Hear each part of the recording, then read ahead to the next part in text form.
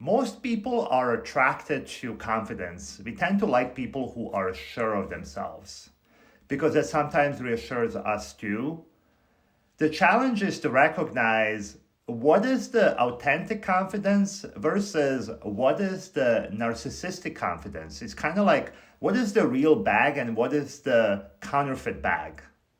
Because from the far away, the feeling of it at least, may be very similar, but there's a huge difference.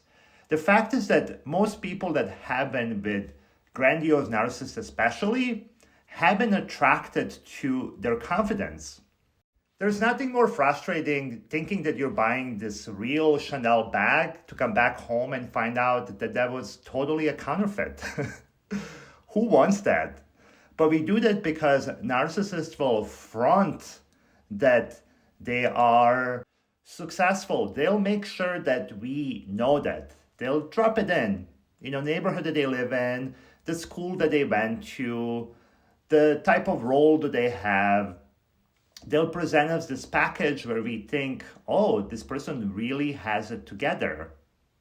And sometimes they're not that super obvious that you're like, oh my God, how could I miss that? Sometimes they're more subtle, but there's going to be this presentation that they really have it together.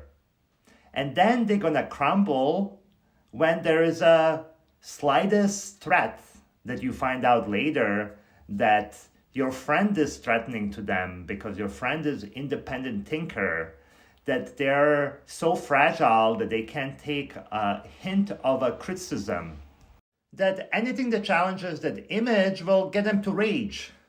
So that's a counterfeit confidence. That's a show. While the real confidence is quiet, the real confidence doesn't need to prove you anything. It's just there. You feel it internally. There is no show, there is no presentation. The real confidence is also vulnerable. They're not trying to tell you that they're perfect. And that's something that the world and societies don't teach us. They put a lot of emphasis on the fronting part. The real confidence is not trying to win us over, and because of that, it doesn't always present as attractive. And we'll often miss it, especially if we haven't worked on ourselves and we're still so conditioned to go for the shiny objects. The real confidence may tell us some things that we don't want to hear, but we know it's true. The real confidence will see us for who we are and also will extend the safe space for us to be exactly who we are. And if you come across the real confidence, hold on to it. There is no surprise that we have so many counterfeits. I just remembered the good old societal saying, fake it till you make it.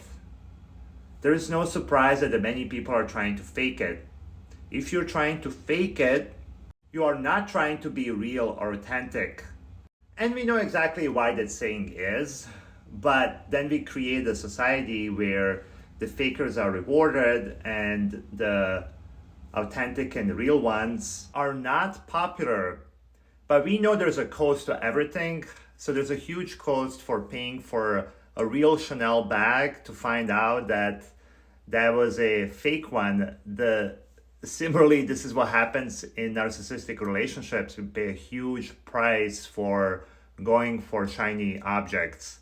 Let me know what you think about this topic and follow me, subscribe to my channel, share this with other people if you like this kind of content and if this can help someone else. Thank you.